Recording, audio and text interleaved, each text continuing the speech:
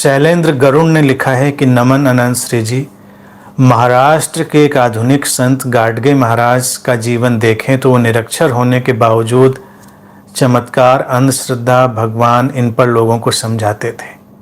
कभी कभी लगता है ऐसी समझदारी अस्तित्व कैसे दे सकता है। हम में वो समझदारी उतरने में प्रयास करने पड़ते हैं। कृपया कुछ कहें। शैलेंद्र, समझदारी के लिए बहुत साक्षर होना जरूरी नहीं होता है। कई सारे बहुत साक्षर लोग भी बिल्कुल गैर समझदार होते हैं। अब यहाँ पर जो पूछा है कि हमारे अंदर क्यों नहीं आती और किसी खास शरीर मन में क्यों आती है, ये जो बात है ना, ये बहुत रोचक है। अगर इतनी बात समझी जा सके तो हमारे जीवन से सारा तनाव, सारा विषाद, सारा संताप, कलह सब खत्म हो जाती। कोई कोई शरीर मन इस समझदारी में सक्रिय हो उठता है। अस्तित्व के विकास क्रम की यही प्रक्रिया है। किसी शरीर मन में वो समझ के जो सारे ढंग हैं वो उतर आते हैं, किसी शरीर मन में नहीं उतरते। ये एक रहस्य है। किसी के सानिध्य में किसी के भीतर उतर आते हैं और किसी के सानिध्य में नहीं उतरते। गुरुओं और बुद्धों का देखिए यही तो सब बड़ा झंझट है। कई गुरु, उनके इरादे नेक हैं, उनको इंटेंशन भी अच्छे हो सकते हैं, लेकिन उनको लगता है नहीं, मुझे समझाना है, मुझे बदलना है लोगों को। लेकिन लोगों को तो तभी बदलना है जब बदलना है, जब वो अस्तित्व की, वो जो इटर्नल लॉ की, उस शाश्वत नियम की जो प्रक्रिया है सक्रिय होगी, तभी वो अंकुरण होगा, वो प्रस्फुटन होगा। तो कोई टेंशन नहीं। गाडगे महाराज के अंदर आया क्योंकि उनके शरीर मन में आना था वो बदलाव। हमारे अंदर अभी नहीं आया तो हमारे अंदर अभी नहीं आना था। हम विचलित होते हैं जब हमको लगता है सभी को ये आ जाना चाहिए, सभी को क्यों नहीं आता। अच्छा, बहुत सारे लोग इस पर माथापच्ची करते हैं और कभी वो ये नहीं सोचते कि कितने सालों से, हजारों सालों से लोग माथापच्ची कर सबको ये बात समझा दें। हम नहीं समझा पाते।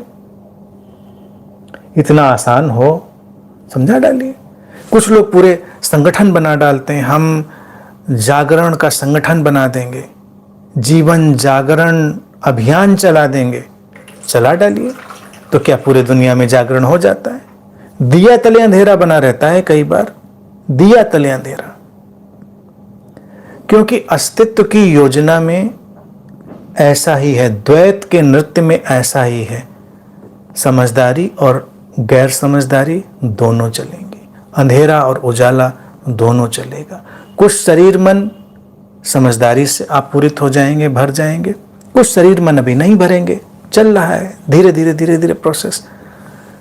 कोई जल्दबाजी नहीं, इसमें कोई बड़ी उत्तेजना नहीं। जैसे हम आग पर पानी चढ़ाते हैं बॉयल करने के लिए, अस्तित्व में भी कुछ ऐसा ही प्रोसेस चल रहा होता है।